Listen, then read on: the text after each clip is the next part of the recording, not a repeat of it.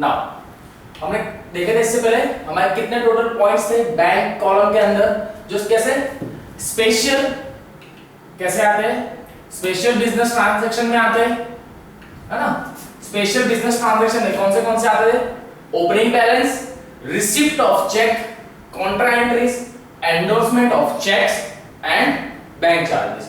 अब इन्हीं सारे जो 5 पॉइंट्स है इसे हम ब्रीफ में डिस्कस करते हैं। चलिए फर्स्ट पॉइंट है हमारा opening balance. The opening cash and bank balance are recorded on the debit side of the cash book। क्या बता रहे हैं कि opening balance of cash and bank balance are recorded on the debit side of the cash book। Debit side means आपका left hand side। Then sometimes a businessman withdraw excess amount from the bank। यहां पर अभी आपको क्या बता दिया गया है कि बहुत सी बार बिजनेस में ऐसा होता है ना कि हम सपोज जैसे बताया जाए हम बैंक में पैसे जमा करके रखते हैं, क्यों, क्योंकि इन फ्यूचर अगर हमको जरूरत पड़े तो हम उसमें से निकाल सकते हैं। आप हर चीज कैश नहीं रखते अपने पास, या घर पे भी कि भले कितना पैसा अपना घर में रखता हूं कैश, नहीं। सेम वैसे ही बिजनेस में भी पूरा पैसा शॉप के अंदर ही रखा जाता है, वो कुछ अमाउंट क्या करते बैंक में रख लेते। तो उसी के रिगार्डिंग बात की जा रही है कि कभी कभार ऐसा भी होता है बिजनेसमैन जो है कुछ पैसे विड्रॉ करता है, किसमें से, बैंक में से ही। मे बी उसको बिजनेस की जरूरत होगी ना, उसके ओपनिंग बैलेंस के टाइम उसको जरूरत होगी पैसे की, तो क्या करेगा उस टाइम पे कुछ एक्सेस अमाउंट, एक्सेस मींस जो लिमिट होती है उससे थोड़ी ज्यादा वो पैसे दे रहा है, कहां से, बैंक से। From this bank account and the closing bank balance of a month is a credit balance. ठीक है, वो बैलेंस कैसा होगा, क्रेडिट बैलेंस, जो आपने कहा से बैंक बैलेंस में जो क्लोजिंग है, बैंक बैलेंस में जो क्लोजिंग बैंक बैलेंस है कि रिमेनिंग अमाउंट अब आपके पास इतना बचा है ना। मैंने आपको बताया था कोई भी ईयर का क्लोजिंग बैलेंस नेक्स्ट पीरियड के लिए क्या हो जाएगा, वो ओपनिंग में कन्वर्ट हो जाता है ना, ओपनिंग बैलेंस में आ जाता है। आपको ओपनिंग कैसे मिलेगा, क्योंकि आपका इससे पहले जो आपने क्लोजिंग किया होगा वही अब आपका नेक्स्ट ईयर या नेक्स्ट मंथ में क्या हो गया, आपका ओपनिंग हो गया। This balance amount is called bank overdraft. क्या बताया है, इसी चीज को क्या बोला जाता है, bank overdraft. Then it is written on the credit side of the bank column। कहां पर लिखा जाता है, क्रेडिट साइड पे लिखा जाता है, किसमें, बैंक कॉलम के अंदर ऑफ कैश बुक, है ना। कैश बुक के अंदर क्या बोल रहे हैं, क्या हमारा जो कैश बुक है उस कैश बुक में कौन सी साइड, एक तो डेबिट होती है और एक क्रेडिट। कहां पर बोल रहे हो, क्रेडिट साइड पे। हमने कॉलम देखा था कैश बुक में किस तरीके से प्रिपेयर हो रहा था, 2 कॉलम बनाए थे उन्होंने, एक बैंक था दूसरा कैश। सेम इसी तरीके से पूरा फॉर्मेट नहीं बना रहा हूं मैं अभी, cash and bank, debit credit में था। क्या बोला गया कि क्रेडिट साइड पे आप बैंक के कॉलम में कौन से एंट्री दोगे, ओपनिंग बैलेंस के। सपोज कोई ओपनिंग बैलेंस होगा 100 रुपीज, इतना तो होता नहीं है, लेकिन किधर आएगा वो, बैंक के कॉलम में। क्यों, क्योंकि वो बैंक का ट्रांजैक्शन, आपके बैंक में फिलहाल अभी कितने पैसे पड़े हुए, तुम्हें पता 100 रुपए पड़े हुए, तो लाइक आप जो बुक मेंटेन कर रहे हो कैश बुक, और उसी के अंदर आपने बैंक को भी मर्ज किया हुआ, तो वहां पर आप ओपनिंग बैलेंस कहां लिखोगे, ओपनिंग बैलेंस कहां पर आएगा, क्रेडिट साइड पे। सेम जब हम कैश में बात करते हैं कि यार मेरे पास कैश कितना अवेलेबल है, तो हम उसे कहां लिखते हैं, डेबिट साइड पे। तो नेक्स्ट ईयर पे यहां पे क्या हो जाएगा, ये ओपनिंग बैलेंस, लेकिन किधर आएगा वो, कैश, यहां पर। क्लियर, रूल याद रखिए कि बैंक का ओपनिंग बैलेंस होगा, किसका, बैंक का ओपनिंग बैलेंस होगा तो किधर आएगा, क्रेडिट साइड पे। कैश का ओपनिंग बैलेंस होगा तो वो आएगा डेबिट साइड पे। क्लियर, अभी इसी के रिगार्डिंग एक हम एग्जांपल लेते हैं और अच्छे से आ जाएगा। चलिए, for example a business firm has 12,000 as a cash in hand. चलिए आपको कितना बता दिया गया है कि 12,000 रुपीज इन हैंड है उसके पास, मींस कैश अवेलेबल है ना, and 15,000 as a overdraft. 15,000 rupees कैसा है, ओवरड्राफ्ट है उसके पास। ओवरड्राफ्ट मींस क्या होगा, बैंक में ही होगा, जेन्युइन सी बात है। It's a credit balance in the bank, it will be recorded as under. तो इसके क्या करें, इसकी एंट्री कर देंगे हम। चलिए एंट्री किस तरीके से आएगी, बैंक कॉलम कैश बुक। आप क्या प्रिपेयर कर रहे हो, कौन सा अकाउंट है वो आप यहां बताएंगे, सिर्फ कैश बुक नहीं, आप बैंक का भी कॉलम है ना इसके अंदर, तो स्पेसिफाई करो bank column cash book. Cash book के अंदर बैंक का भी एक कॉलम है, इसलिए इस तरीके से ही लिखा जाएगा। आप लोग भी सेम ऐसे ही लिखेंगे। Then debit credit format prepare करेंगे, date particular LF cash and bank, and the same credit side पे भी वैसा ही आएगा। क्या बोला गया था हमें, क्वेश्चन देखिए एक बार कि 12,000 रुपीज कैश इन हैंड है आपके पास, मींस अभी आपके पास 12,000 रुपीज अवेलेबल है, आपके पास कैश इन हैंड है। तो ये क्या हुआ आपका ओपनिंग बैलेंस, क्या हुआ ये ओपनिंग बैलेंस। कैश का ओपनिंग बैलेंस कहां पर आता है, डेबिट साइड में, करेक्ट, कहां आता है, debit side, balance BD. BD और सीडी में याद रखना हमेशा कि जो बी डी है ये ऑलवेज ओपनिंग को रिप्रेजेंट करता है।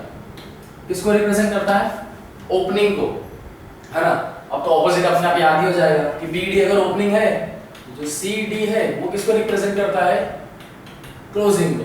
ठीक है, दो में से कोई सा भी एक याद रख लो, दूसरा तो अपने आप याद हो ही जाएगा आपको। चलिए देन क्या आएगा, बैलेंस बीडी कितना था, 12,000 रुपीज, कितना था 12,000, कैश में था इसलिए। बैंक के अंदर मेरे पास कितना पड़ा हुआ है, 15,000 रुपीज बैंक में अवेलेबल है, तो वो कहां पर आएगा, क्रेडिट साइड पे। कौन से कॉलम में आएगा, बैंक का ट्रांजैक्शन है, बैंक में पैसे अवेलेबल है, तो एंट्री भी कहां पर आएगी, बैंक के कॉलम में ही आएगी। बैलेंस बीडी कितना था 15,000।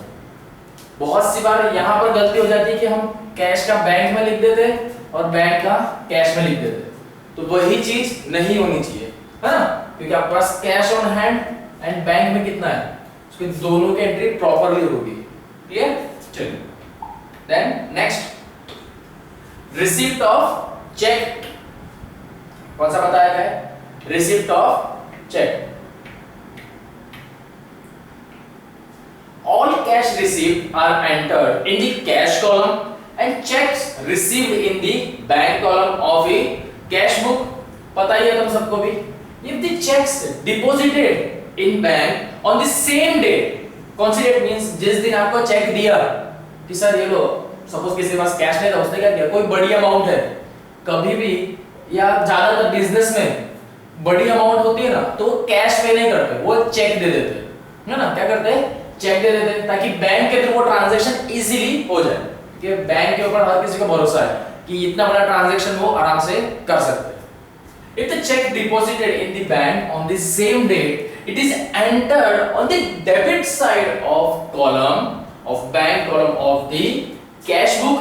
That if the check received from the customer are not deposited on the bank on the same day, they are included in cash and written on the debit side in the cash column of the cash book. Sir इतना सारा बोल गए, पता ही नहीं चला। देखिए क्या बोल रहे हैं, if अगर आपको चेक रिसीव करते हो, यहाँ पे क्या है, if the check deposit in the bank, आपने चेक मिला आपको, हाँ मुझे चेक मिला और मैंने उसी दिन क्या कर दिया, बैंक में जमा कर दिया, उस चेक को दे दिया ताकि मेरे पास पैसा आ जाए।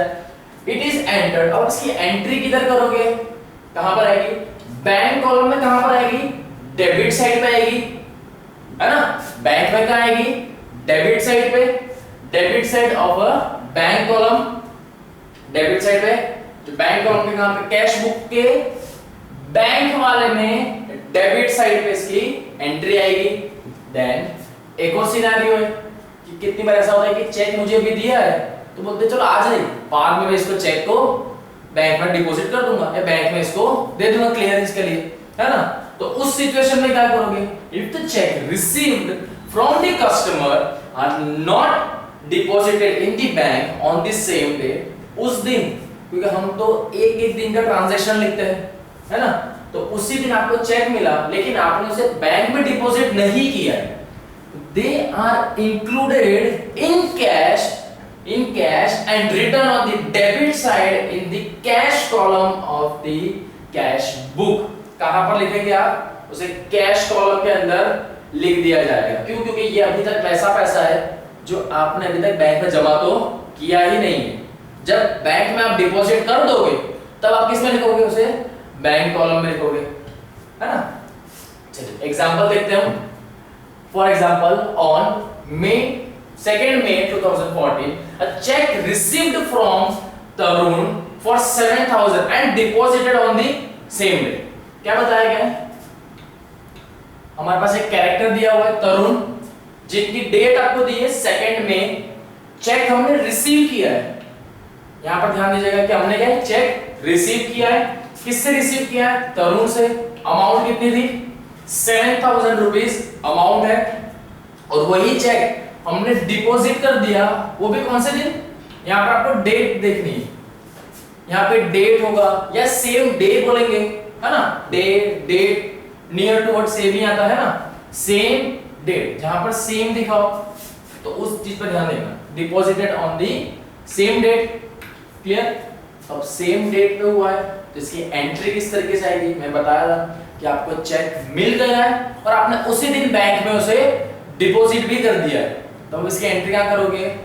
कैश, जो आपका बैंक कॉलम कैश बुक है उसके डेबिट साइड में आपने पैसा किस में दिया है? चेक किसको दिया है? बैंक को दिया है, तो एंट्री भी कहां पे आएगी? बैंक कॉलम में ही आएगी। 2014 2 मई, किसके पास से आपको चेक मिला था? आपको चेक किसके पास से मिला? तरुण के पास से, क्लियर। किसके पास से मिला? तरुण के पास से, तो आपने वो कहां डिपॉजिट किया? बैंक में, clear. I 7,000 rupees। Then next, in this case, this check is deposited on the 10th May 2014. The entry on May 2014 is as under। अब यहाँ पर आपको एक सिचुएशन दी है।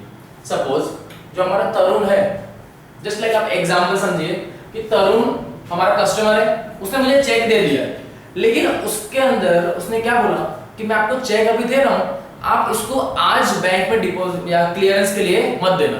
क्यों? क्योंकि मेरे बैंक में अभी फिलहाल इतनी अमाउंट नहीं है, कुछ दिन के अंदर मैं बैंक में अमाउंट डिपॉजिट कर दूंगा, देन आप वहां से पैसे निकाल लेना।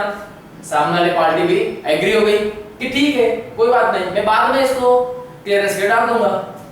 तरुण ने क्या बताया कि भाई आप 10th मई को इसे बैंक में क्लियरेंस के लिए डिपॉजिट कर देना, क्लियर।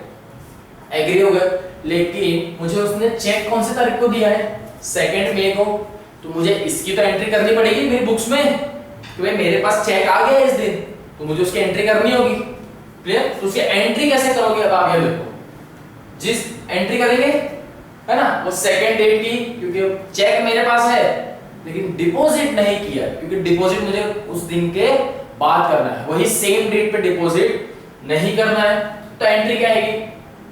हमने देखा था अभी ऊपर ही क्या बताया गया था कि अगर चेक आपको सेम डेट पे मिल रहा है, चेक आपको मिल रहा है और आप वही सेम डेट पे अगर डिपॉजिट नहीं कर रहे, आप बैंक में उसको क्लियरेंस के लिए नहीं दे रहे हैं, तब आप उसकी एंट्री कहां करेंगे? बैंक कॉलम कैश बुक जो है हमारी, इसके अंदर डेबिट साइड पे किस कौन से कॉलम में आएगा? आपने बैंक में अभी दिया नहीं है, बैंक में आपने दिया ही नहीं है, तो सीधी सी बात है बैंक में तो आएगा ही नहीं। किस में आएगा?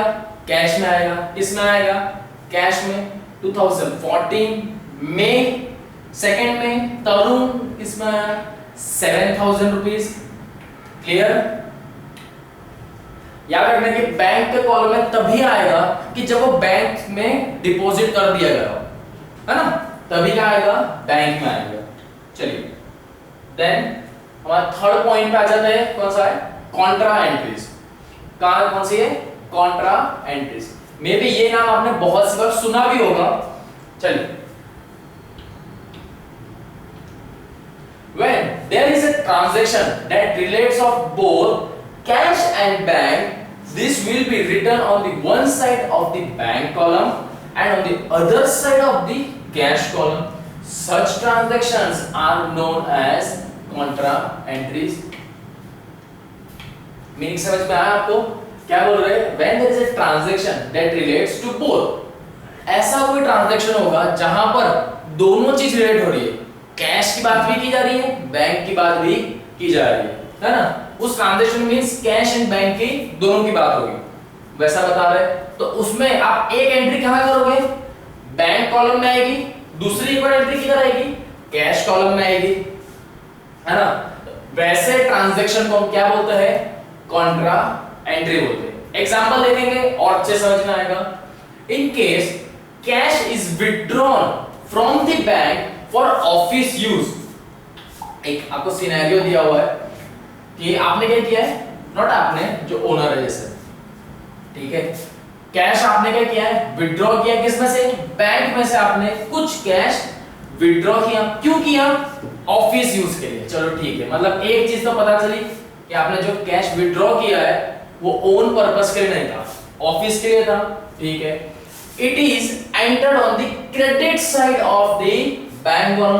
देखिए कहां पर आएगा? आपने बैंक में से पैसे ले लिए। कहां से लिए? बैंक में से पैसे लिए, तो हम हमारी कैश बुक जो है, कैश बुक है ना, तो उसके अंदर हमने बैंक के कॉलम बनाया हुआ है। तो उस बैंक में कहां आएगा? क्रेडिट साइड पे क्या आएगा?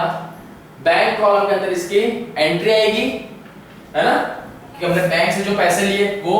एंड और दूसरी एंट्री क्या आएगी? Debit side. Very good. कहां पर आएगी? डेबिट साइड पे, किसके? कैश कॉलम के अंदर आएगी, है ना? किसमें आएगी? कैश कॉलम के अंदर आएगी the cash book. Done. In case cash is deposited in the bank, the amount is recorded. In case cash is deposited in the bank, है ना, यहां पर क्या हुआ? आप पैसा कहां जमा कर रहे हो? बैंक में। तो एंट्री क्या बनती है हमारी? Bank account debit to cash, क्योंकि आपके पास तो कैश चला गया ना, यही एंट्री बनती है इसकी। Cash is deposited in the bank. हमारा ऊपर वाला जो ट्रांजैक्शन था, इसकी एंट्री क्या होती? इसकी एंट्री क्या थी? हमारे पास कैश आया, तो क्या आ गया? Cash account debit to bank के पास से आया, है ना? कहां से आया था? बैंक के पास से आया। क्लियर? एकदम सेम इसी तरीके से आएगा। जर्नल एंट्री आपको आ जानी चाहिए। जर्नल एंट्री जैसे आ गई, आप ट्रांजैक्शन भी सेम उसी वे में आप लिखते जाएंगे, है ना? जैसे फर्स्ट था, कैश आपके पास आया था, कहां से? बैंक में से आया था। तो कैश में किधर आया? देखो बैंक क्या है? क्रेडिट साइड पे। क्लियर? कैश आया था आपके पास, वो कहां है? डेबिट साइड पे। सेम अब यहां पर क्या बोला गया? Cash is deposited in the bank, the amount is recorded on the. अब आप बताइए कहां पर आएगी अमाउंट रिकॉर्ड होगी? जो उसकी debit side of the bank column and on the credit side of the cash column of the cash book. Journal entry अभी हमने देखी, क्या है जर्नल एंट्री? बैंक, क्योंकि बैंक में हम डिपॉजिट कर रहे हैं ना, to cash account. Clear? Same इसी बेस पे क्रेडिट साइड पे किसमें? कैश कॉलम में आएगी एक एंट्री। एंड हमने डिपॉजिट किया था बैंक में, तो डेबिट साइड पे किसमें? बैंक कॉलम में आएगी। कॉन्ट्रा एंट्री के अंदर हमेशा आपने जो जर्नल एंट्री करी है ना, जो भी आपकी जर्नल एंट्री आई है, किसमें? सिर्फ और सिर्फ कॉन्ट्रा की बात कर रहा हूं यहां पे। कॉन्ट्रा एंट्री के अंदर जब आप जर्नल एंट्री जो प्रिपेयर करते हैं, और जिस साइड पे पता है आपको कि फर्स्ट वाला ये कौन सा है? डेबिट साइड है ना, डेबिट में आया। ये वाला कौन सा है? क्रेडिट। तो ये उसी साइड पे इसकी एंट्री हो जाएगी। ये सिर्फ कॉन्ट्रा एंट्री में होता है ऐसा, है ना? किसमें होता है? सिर्फ कॉन्ट्रा में। बाकी सब में मत कर देना कि सर ने ऐसा बताया था। सिर्फ किसमें होगा? कॉन्ट्रा एंट्री के अंदर ही ऐसा आएगा। और ज्यादातर आपको कैश और बैंक के रिगार्डिंग ही कॉन्ट्रा एंट्री मिलेगी। बहुत रेयर केस में हमको कोई दूसरी एंट्री मिल सकती है। Then the letter C is written in the LF column, the ledger folio column on the both side, है ना? Then against this entry देखिए यहाँ पे क्या लिखा जाता है, ये सिंबल है, कॉन्ट्रा का सिंबल क्या है, सी। इससे आपको क्या मालूम पड़ जाएगा कि हाँ ये एंट्री डबल डबल हो रही है, तो आप कंफ्यूजन हो सकता है ना कि यार यहाँ से पैसा आया, इतना ही पैसा गया कैसे, कहाँ खर्चा हुआ है, सोच में आ जाएंगे। तो इससे अच्छा हम कोई भी एक चीज का सिंबल बना देते ना, याद रहे मेमोरी के लिए। तो यहाँ पर ऐसा ही किया है क्योंकि वो डबल इफेक्ट दे रहे हैं। यहाँ पर आपको डबल का क्यों हो रहा है, क्योंकि आपने एक कैश बुक के अंदर ही बैंक भी कैश भी बैंक, ये दोनों एक साथ प्रिपेयर किया हुआ है ना, इसलिए थोड़ा सा ऊपर नीचे हो जाता है। इसके लिए सिंबल क्या कर दिया उन्होंने, एक कॉन्ट्रा के लिए सी डिनोट कर दिया ताकि इजीली आपको उसमें पता चल जाए। Clear? These entries are not to be posted into ledger. One of the most important line क्या बताया गया है कि ये एंट्रियां कभी भी लेजर में पोस्ट नहीं की जाती है। क्लियर? आ सकता है आपको एमसीक्यूज में कि कौन सी एंट्री नहीं हो सकती, जो कॉन्ट्रा के अंदर एंट्रियां होती है, कॉन्ट्रा एंट्रीज लेजर के अंदर पोस्ट नहीं की जाती। क्लियर? आपको एक एग्जांपल दिया हुआ है, on 15th May 2014 cash withdrawn from bank for office use, office use के रिगार्डिंग कितना 2000 रुपीज विथड्रॉ किया है ना, क्या किया है, विथड्रॉ किया है। चलिए एंट्री क्या आ जाएगी कि आपने कैश क्या किया है, विथड्रॉ किया हुआ है ना, कैश विथड्रॉ किया है। एंट्री क्या सकती है, दो एंट्री आएगी, एक तो है ना, कौन सी आएगी, दो एंट्री आएगी ना, कैश बैंक वाली दो एंट्री आएगी, क्या आएगा, कैश टू बैंक अकाउंट,